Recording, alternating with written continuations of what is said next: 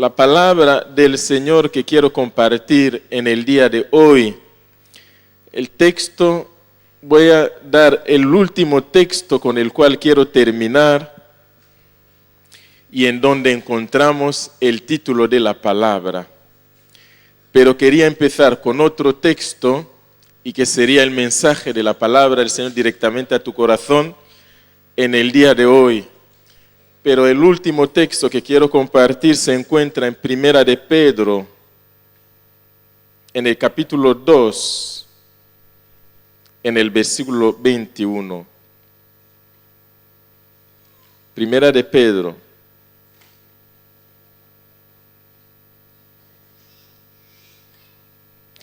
En el capítulo 2.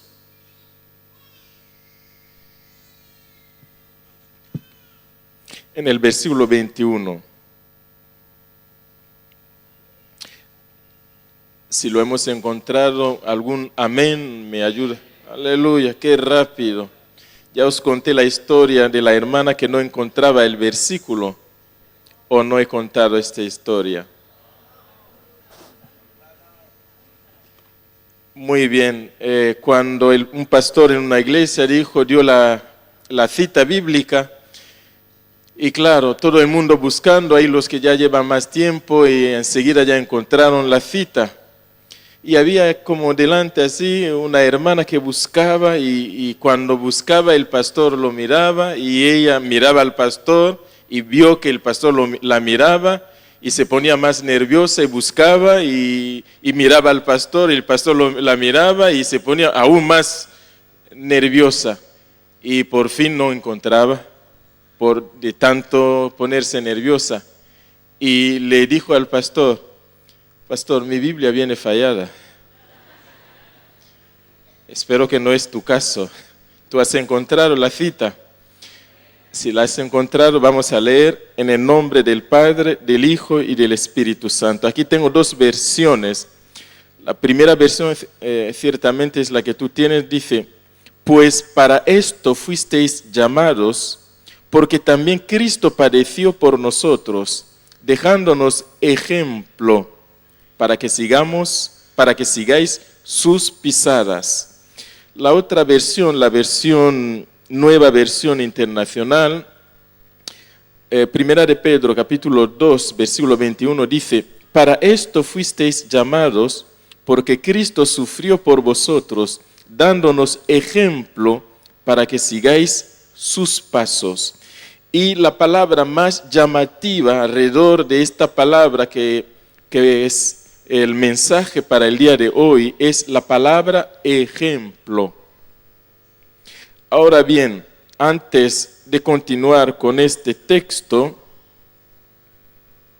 sin perder esta página, si buscamos Primera de Pedro, en el capítulo 5, en el versículo 12, vamos a leerlo. Primera de Pedro, capítulo 5, versículo 12, es el mensaje de hoy. El texto primero que hemos leído nos servirá de explicación. Dice, por conducto de Silvano, a quien tengo por hermano fiel, os he escrito brevemente, amonestándoos y testificando que esta es la verdadera gracia de Dios en la cual estáis.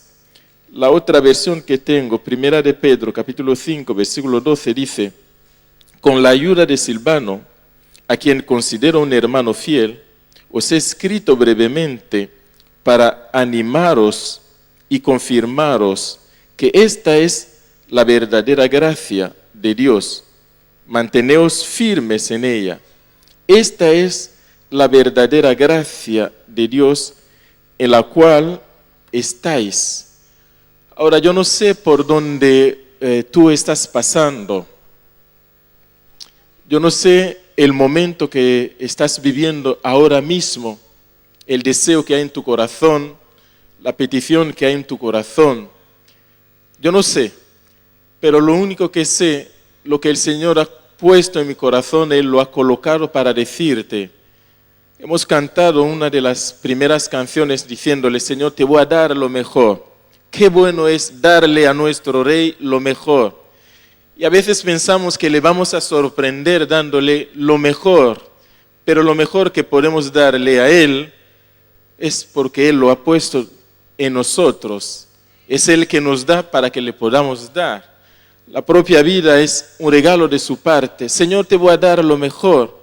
Y ahora cuando le cantamos, Señor, te daré lo mejor, ahí en este mismo momento el Señor te está diciendo, tú tienes lo mejor.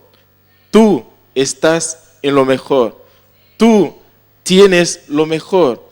Esta es la verdadera gracia en la cual tú te encuentras. Dios no dice, yo voy a hacer un milagro aquí, por ejemplo, si te duele la pierna, te voy a sanar y te vas a encontrar en lo mejor.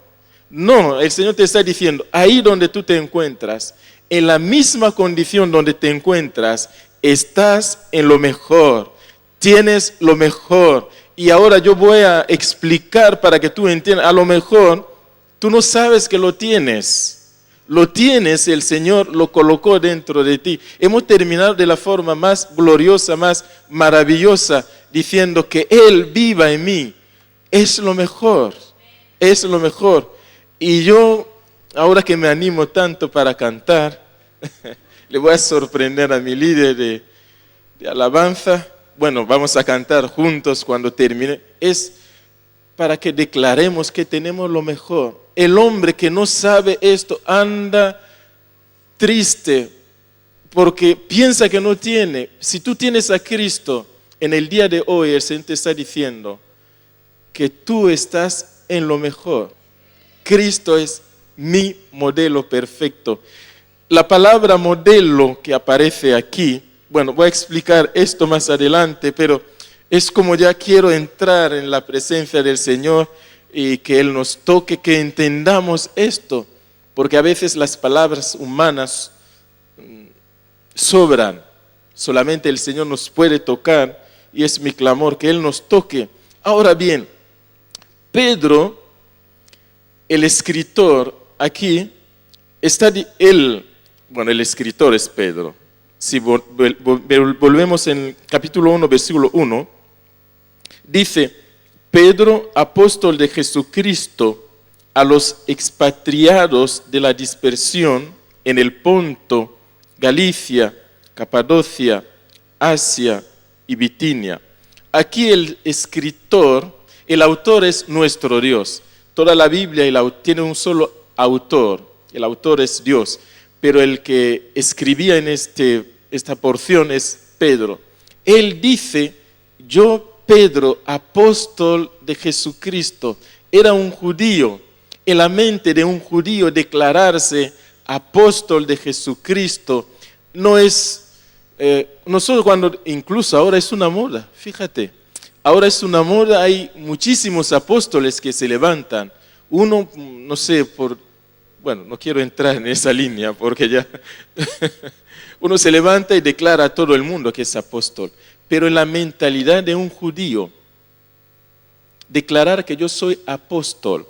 Hay un momento que Pablo dijo que era esclavo de Jesucristo. Hoy podemos decir que soy esclavo de Jesucristo. No entendemos lo que quiere decir. Un esclavo es declarar que Dios es mi Señor, como en el caso de Abraham. Abraham vivió todo lo que tenía que vivir. El Señor estaba con él, pero cuando el Señor lo probó, todo lo que él había vivido, cuando el Señor le probó, le dijo, sacrifícame a tu hijo, al único, al que tú amas. Cuando pasó esta prueba, por primera vez, le mira al Señor y lo llama, Adonai, tú eres mi Señor, tú eres el dueño de mi vida. Llegó en un momento de entrega completa, decir, tú eres mi Señor. En este entonces, declarar a una persona, tu Señor, es declarar que Él tiene derecho de vida y de muerte sobre ti. O sea, Él puede decidir en todo momento terminar con tu vida. Fijaos lo que pasó en el día que se me va el nombre. Herodes dio una fiesta y danzó muy bien la niña y le agradó tanto, él prometió incluso dar la mitad de su territorio, su reino, a esta muchacha. Estaba tan contento. Y ella le pidió, por consejo de su mamá, le pidió la cabeza de Juan el Bautista. En ese entonces, Juan el Bautista tenía la cabeza todavía colocada, porque una muchacha pidió la cabeza. En este mismo instante fue cortada. Ahora, cuando una persona decía, tú eres mi Señor, es una persona que estaba dispuesta a que en este mismo momento, o que se la corten, o que quede en su sitio. Es en esta mentalidad. Ahora, cuando leemos nosotros, es tan divertido, apóstol, incluso es un título más. Yo soy apóstol. Ahora, cuando Pedro decía, apóstol de Jesucristo, dentro de él había esta seguridad que él había sido enviado por su Señor, que tenía derecho de vida y de muerte sobre él. Y no solo había sido enviado para hacer bien el trabajo, tenía que regresar para rendir cuenta. ¿Cómo vivimos en el día de hoy? ¿Dispuestos a volver a los pies de Cristo para rendir cuenta? ¿O vivimos como quien dice, vivo a mi manera, creo a mi forma, pero a tu forma te vas a rendir cuenta a ti mismo? Pero este hombre no lo estaba pasando bien, no estaba en su casa, en su país. Se levantó una persecución, todos tuvieron que huir. Este hombre que había predicado, después de una predicación se convirtió en 3,000, y luego la segunda predicación se convirtió en 5,000, y luego se levantó algo en contra de ellos. Tuvieron que salir huyendo. No solo él, sino a otro grupo también salió huyendo. Ahora, él encontrándose en esta situación, lo habitual para los humanos cuando uno se encuentra mal, busca quien venga para consolarte. Y cuando tú te diriges a las personas que no se encuentran bien, buscas una palabra de aliento. Pero él dice que ellos estaban en lo mejor. Ahora falta descubrirlo. El que lo descubre, descansa. Ahora, ¿a quién él estaba diciendo esto? Dice en el mismo capítulo 1, a los expatriados de la dispersión. Los que estaban en su país, vino la persecución, en algún momento tuvieron que salir huyendo, habían perdido su patria, tuvieron que vivir el uno de un lado, el otro del otro lado. Lo estaba diciendo al pueblo del Señor, el pueblo que había visto maravillas, el pueblo que todo el mundo había reconocido. Dirán, grandes cosas ha hecho Jehová con ellos. El pueblo que había visto como Dios levantó, que sacó su pueblo con mano fuerte y brazo extendido, los sacó después de 400 años ahí, como esclavos ahí en Egipto, los sacó su pueblo. Este pueblo que iba de victoria en victoria, el pueblo que cuando rodeaba Jericó sin tocar nada, los muros cayeron. Y aún antes de rodear, el temor de ellos, era un pueblo especial, el temor de ellos había llegado a esta parte, relato de Rahab, la ramera, diciendo que el temor de vosotros ha llegado a nosotros, hemos desfallecido, nosotros sabemos que vuestro Dios os ha entregado esta tierra. Este pueblo que había visto maravillas y de repente reducido a nada, dejar su país, dejar su casa, dejarlo todo y aprender incluso idiomas que uno no hablaba. Y es este pueblo en esta condición, en este momento. Y él escribe diciendo, vosotros estáis en la verdadera gracia. Y esta palabra es para ti en el día de hoy. Yo no sé lo que tú vives, pero algo fuerte siento en mi corazón, decirte, estás en la verdadera gracia. Ahora, ¿qué es la gracia? ¿Qué quiere decir gracia? Todos sabemos que la gracia, lo hemos escuchado, pero una cosa es escuchar, otra es experimentar. Hemos escuchado que la gracia del Señor es un don inmerecido, ¿sí? Ahora, un don puede ser cualquier cosa, un don. Es un don, por ejemplo, el cantar bien, el tocar la batería bien, es un don que el Señor da, capacita. Ahora, ¿qué es ese don, la gracia?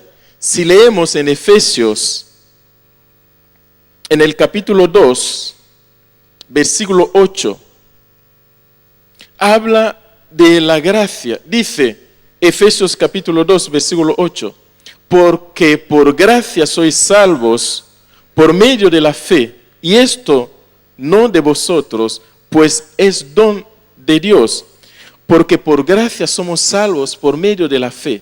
La fe es la herramienta que activa la gracia. La palabra gracia es charis, o charis, se escribe charis, pero se pronuncia charis, en griego, charis. O sea, aquí la palabra nos está enseñando de que cuando creemos, cuando tenemos fe, si uno vuelve atrás en cuanto a las páginas, Evangelio de San Juan, no hace falta buscarlo, apuntar solamente la cita. Evangelio de San Juan en el capítulo 1, empezando por el versículo 10, 11, 12, 13, nos habla de que Jesús a lo suyo vino y los suyos no le recibieron, mas los que le recibieron, los que creen en su nombre, Dios les ha dado potestad de ser hechos hijos de Dios. O sea, antes no éramos hijos de Dios. El hecho de creer en Él es como darle a un botón. Ahora, eso de dar a un botón lo entendemos mejor. Es como darle a un botón. Por medio de la fe, activamos algo. Por medio de la fe, activamos la gracia. La gracia es la capacitación, es el poder. La Biblia explica en el versículo 13, hablando de que cuando ahora llegamos a ser hijos de Dios, los cuales no son engendrados por la sangre, ni por la voluntad del hombre, ni por la carne. O sea, el hecho de que ahora somos hijos de Dios ha entrado en juego un poder sobrenatural que nos ha capacitado, que nos ha cambiado por completo de enemigos de Dios. Pasó algo en el mundo espiritual. Ahora sí somos amigos de Dios. Ahora sí somos hijos de Dios. Algo, lo que ha pasado, este poder es lo que se llama la gracia. Es un fuego, es un poder que nos ha levantado, que nos ha elevado. Dios no puede ver el pecado. Algo pasó para que el Señor nos vea a nosotros. La palabra gracia también quiere decir atractivo, bello. Algo ha pasado para convertirnos del pecador que estaba ahí perdido.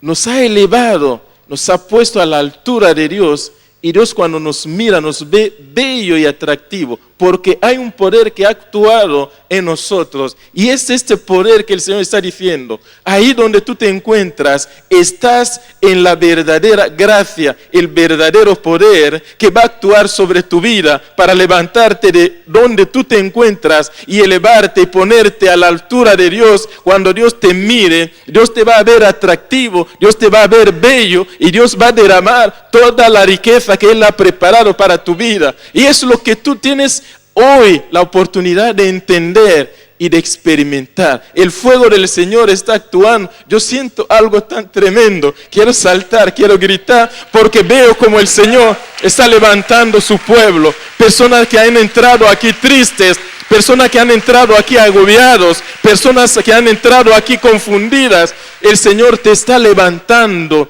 para colocarte a su altura, porque Dios no puede venir ahí, Dios no puede seguirte ahí, Dios te saca de ahí. Es lo que reconoció esta mujer llamada Ana, que el Señor es el que levanta el menesteroso del muladar, lo levanta y lo hace sentar a la mesa de los grandes. El Señor hoy te hace sentar a la mesa de los grandes y Él te dice, esta es la verdadera gracia. El mensaje del Señor para ti en el día de hoy: te encuentras en lo mejor, tienes lo mejor. Señor, vive tú en mí, porque yo te he dado lo mejor. y Él viene enseguida, porque lo dice el que abre, porque Él llama a la puerta, el que abre, Él entra y cenarás con Él. Aleluya. Ahora eso es la gracia. Ahora, ¿qué tiene que ver con el versículo, el último, que ha sido el primero será el último? El último que ha sido el primero, dice, Primera de Pedro, capítulo 2, versículo 21, dice, pues para esto fuisteis llamados, porque también Cristo padeció por nosotros, dejándonos ejemplo, para que sigáis sus pisadas. El Señor nos dejó este ejemplo, pero al mismo momento, el texto que hemos leído, Primera de Pedro 5, versículo 12, que dice que estamos en la verdadera gracia. También capítulo 4, versículo 1, Primera de Pedro, capítulo 4, versículo 1, dice algo tan impresionante, dice, puesto que Cristo ha padecido por nosotros en la carne, vosotros también armaos del mismo pensamiento, pues quien ha padecido en la carne terminó con el pecado. Cristo terminó. Así que si hay algo que te está estorbando, hoy es el día de buenas noticias. Cristo terminó. El que quiere todavía continuar en esto es su problema, pero Cristo ya terminó. Ahora el texto primero, que es el último, dice que Cristo nos ha dejado. Bueno, volvemos, porque ese texto es tan hermoso. Pues para esto fuisteis llamados, porque también Cristo padeció por nosotros, dejándonos ejemplo para que sigáis sus pisadas. Subrayar la palabra ejemplo, subrayarla en tu Biblia. No he dicho tachar, hay los que confunden subrayar y tachar. Biblias, cuando tú coges, tiene páginas amarillas, verdes, rojas, y cuesta leer lo que hay. Yo aconsejo subrayar para poder leer y no tachar para anular el texto. Subrayar la palabra ejemplo.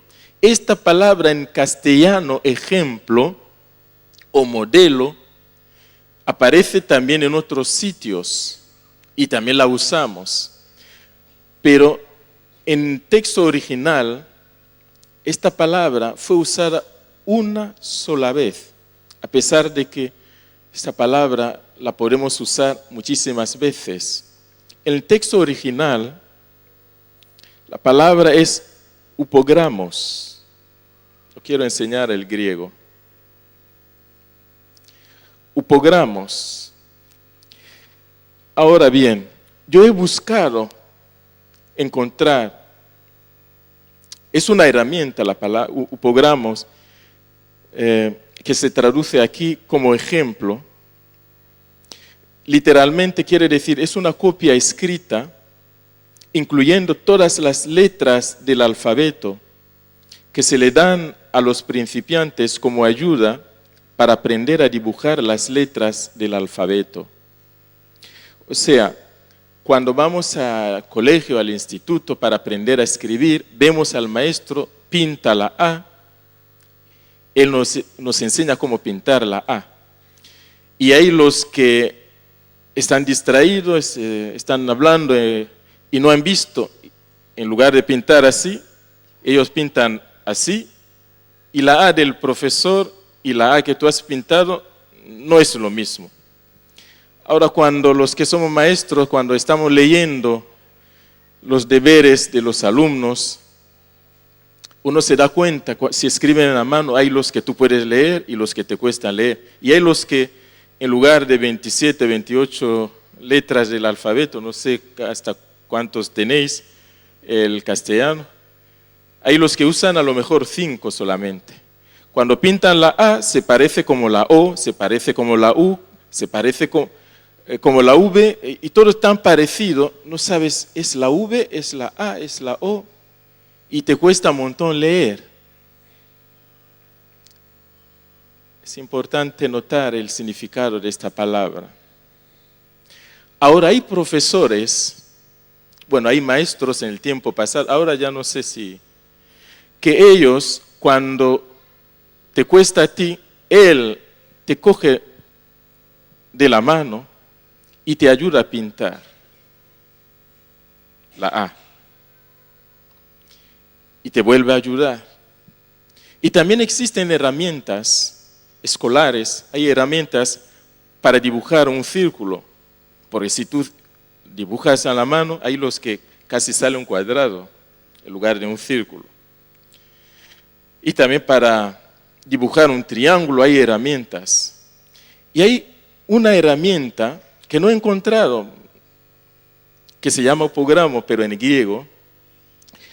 Es como una regla, pero más ancha, a veces de este tamaño, y están cortadas las letras, es transparente, están cortadas las letras, la A, la B, etc.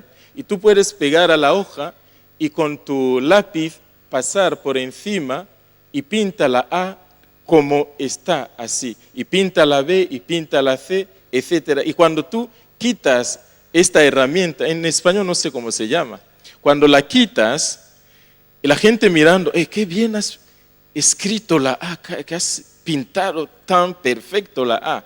Pues yo de pequeño también usé esas herramientas. Te ayuda un montón a pintar la A. Ahora bien, si hay esta herramienta, bien. Si no hay, es el mismo profesor que te coge de la mano y te ayuda a pintar. Es lo que se llama opogramo. Ahora bien, cuando el Señor nos dice, sed santo vosotros, sed santo, porque yo vuestro Dios soy santo. Dice también, sed santo en todas vuestras maneras de vivir. Dice también aquí que Él nos ha dejado el ejemplo, pogramos, para que pintemos la A como Él la pinta, para que sigamos sus pisadas.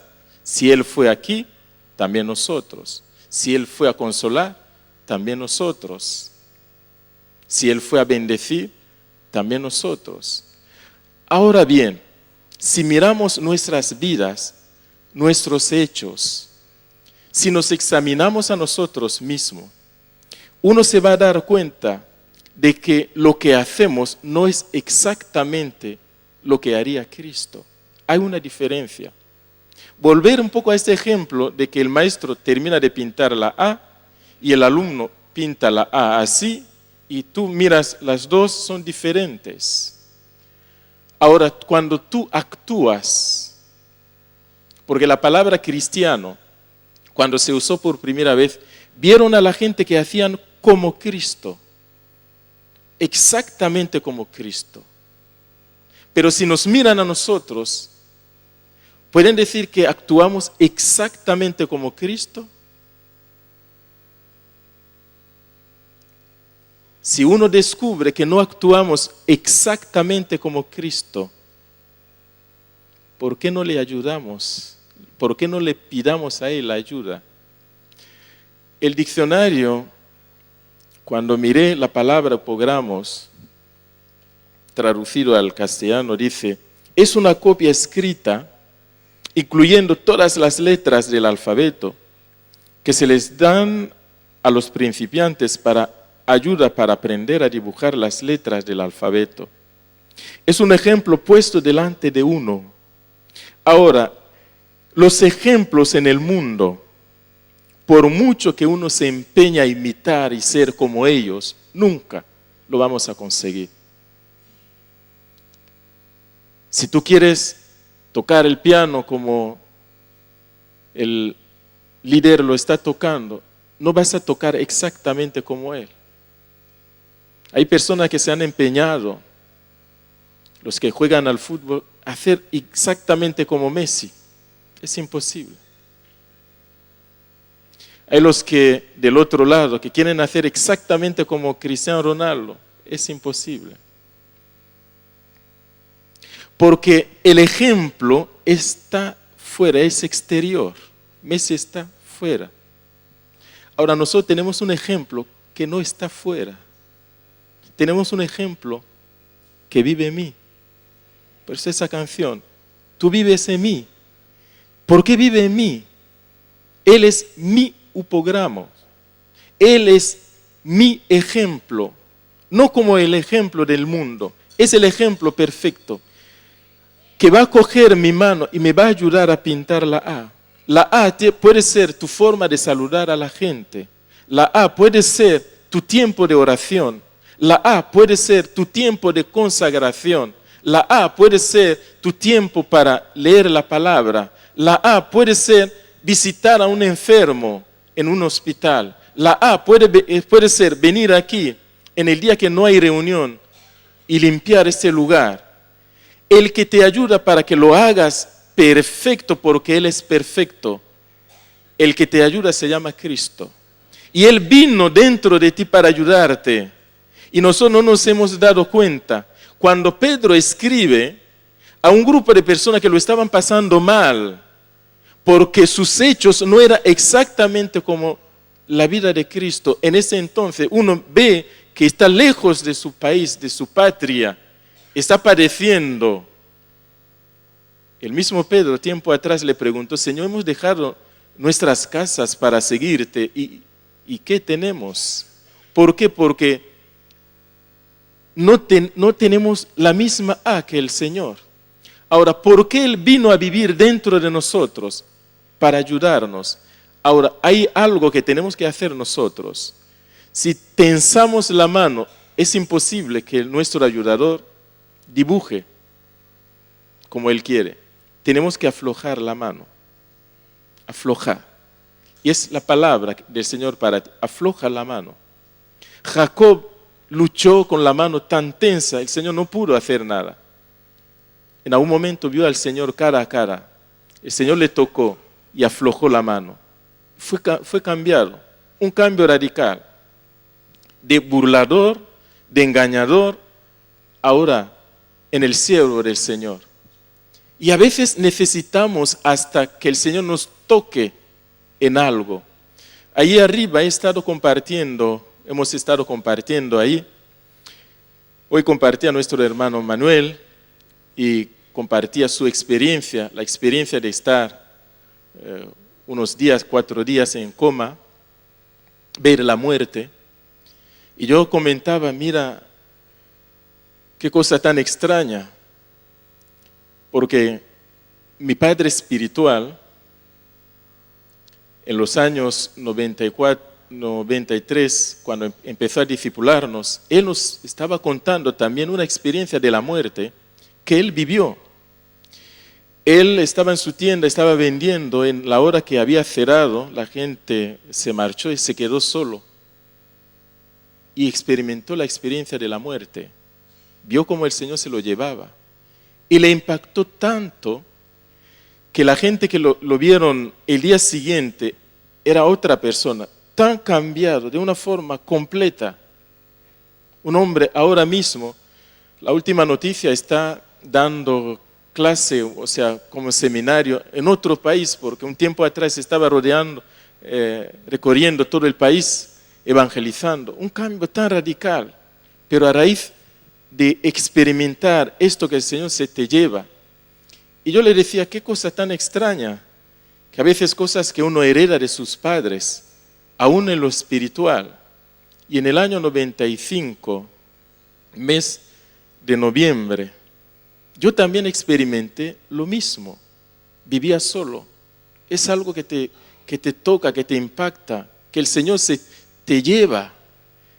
Y hay algo que todavía recuerdo, es un pensamiento que me vino, podría haberle servido mejor al Señor de lo que le he hecho. Eso me marcó tanto. Podría haberle servido mejor.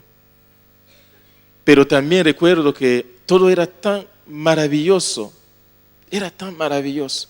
Y yo decía, podría haberle dado un poquito más. También tiene que ver con lo que hemos cantado. Señor, te daré lo mejor.